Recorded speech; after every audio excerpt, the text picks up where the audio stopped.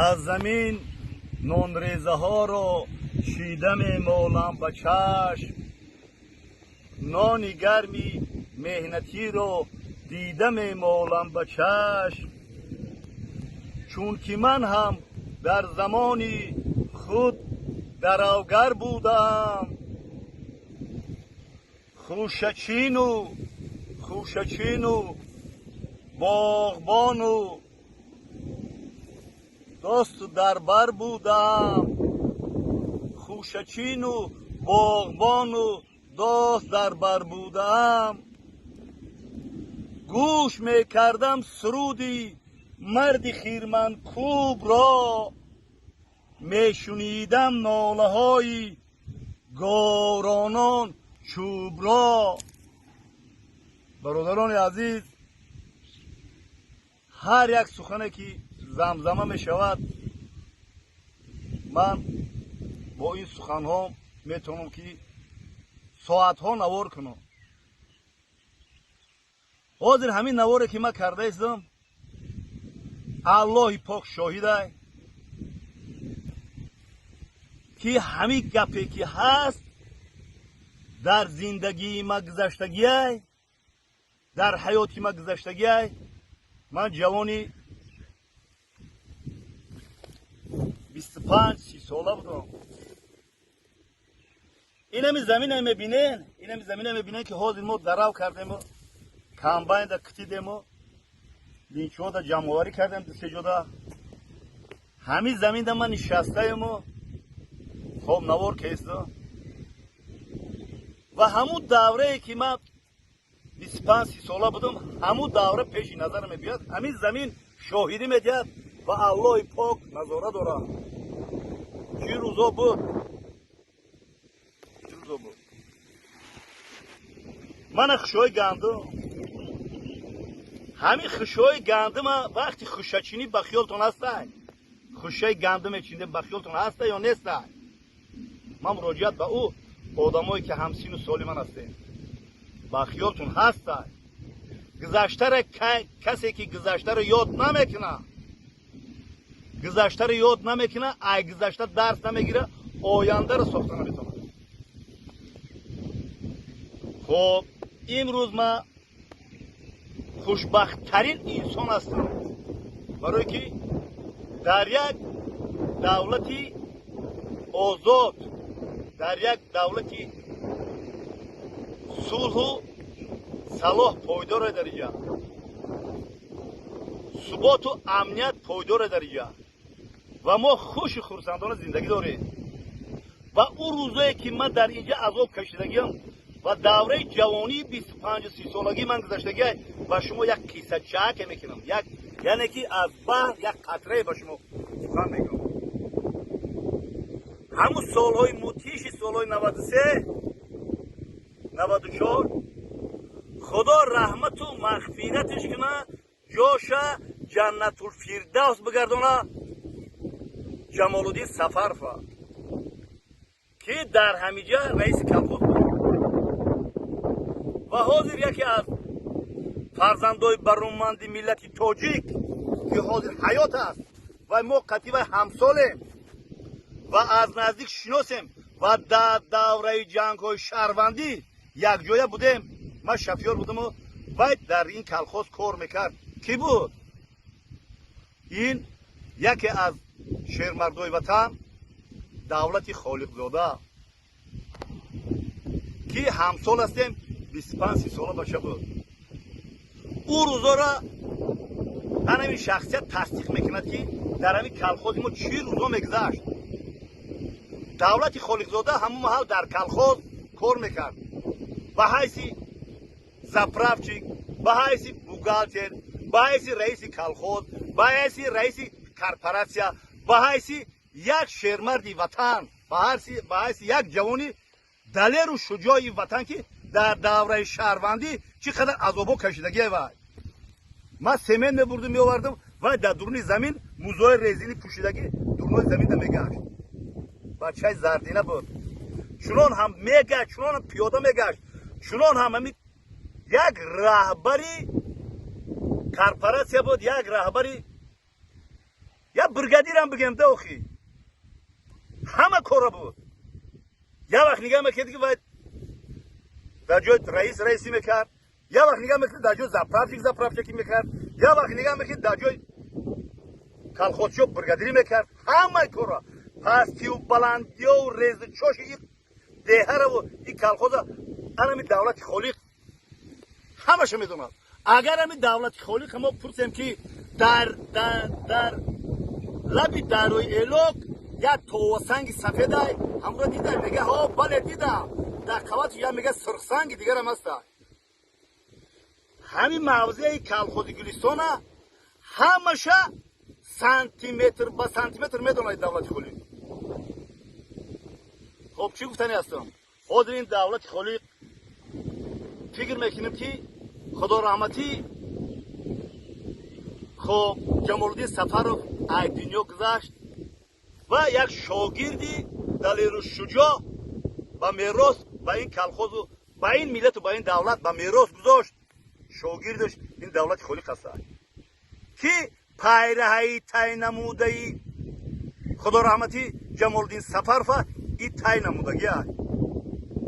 ما با این شرمندی وطن چی گفتنی هستیم؟ گفتنی هستیم که الله پاک به عمری درازی با برکت بده و از فرزنداش سرش کنه و همه وقت کمر همتی وطن دوستیش و راهبریش عید زیاده و زیاده تر کنه و همه وقت در خدمت این خلق و وطن و این کالخوز و این تاجیکستان عزیز سربلند باشه دولت خالق. خب خدا رحمتی برادر خدا رحمت و مغفرت کنه جاشان جنت الفردوس گردون جمالدین سفر که همینجا آمد. این همینجا آمد خودش پیاده پای پیاده تراکتور رو آورد اینجا گفت که گنده میکارم اینجا. ماشین ما در اینجا بود سیمنتو در پیش حولینم بود. بعد همونجا فیروت کرد گفت که محمد جان کو یا اینجا بیا. ما اینجا خیلی رئیس که اومد همه نگاه میکردن که رئیس اومد یگان کارو برای و من خسته اومدم و سلام علیک کردم خاطر خدا رحمتی جمالدین سفرov سلام علیک کردم. گفتم بابای رئیس چی خدمت های؟ یگم چای تشکیل کردم یگم اوقات تشکیل کردم برای تراکتور شده. گفت نه همش هست فقط گفت مسئله در کار برای من همین دو تا تراکتوری یک تا MTZ 150 MTZ 80 بود یک تا دیگه وای بود خب T 150. گفت که باقلاشکا اگر مسئله روغن داشته باشه بیار. من رفتم یک باقلاشکا داشتم روغن آوردم ریختم. بعد گفت که انا سالارکا داری؟ گفتم که سالارکا هم باغ ده هست چند کره باشه. گفت که همون سالارکا تا گفت حاضر وقتی ننگای وقتی ناموس گفت رئیس کالخوز یک شفیور پرسیده است کالخوز گفت یگم چی نداره همش بلنگار شده که بردگیان همه کی بردگی است همه یا بردگی هم سلاح بدستو بردگی هم هیچی نداره. باید کیش کنم که ای پیش سال روزای سخته. با من سالارکا نمیدونم چی قدر بوده که خدا شاهده سالارکا رو من پالی تروندم فلاکود آوردیم در تراکتور ریختیم. تراکتور رفته استند یک که دو سیاه کرد دویده کرده اومد تراکتورشی گفت که موتوری تراکتور میزنم مسئله نیست. بعد خدا رحمتی جمالدین سفر گفت که محمد جان گفتم لب رئیس یک کار میکنی. گفتم چیکار کنم؟ تقاره را گفت تای کارتری کم از دمان گفت حاضر جنجال و همه جنجال و اورباد همه رها محکمه مسته همین ماشین تسلیوات که بیار در همین تراکتوری کالخوز بریزم که این روز گنده من کیش کنه. فقط حجت رقم و دلیل مهر پیچتی با بگی انمی اگر آدمی که دروغ میگه کورش کنه انمی من شاهد الله پاک تقاره را ماندم مسئله کم از سلیوات کردم گرفتم آوردم جمالدین سفر گویا که در اصل سوالش کرد همین خیلی خرسنده گو بگیره بریزن در تراکتور استعف لیتر مسئله را گرفتن تراکتور ریختن زیاد شده بود دبا کلاش کشم گرفتن. جمالدین سفر گفت که خدا رحمتش کنه خدا جاش جنت الفردوس گردونه. گفت که محمد جان این کار گفت این همی بچه ها میدونه و خدا میدونه گفت دیگه هیچ که نمیدونه اجر ثواب شه الله پاک به تو بده. جمالالدین سفرов به من وصیت کرد امروز کو ما دعاگو هستیم به این جمالالدین سفرov امروز ما به این روزا رسیدیم خوشهای گندم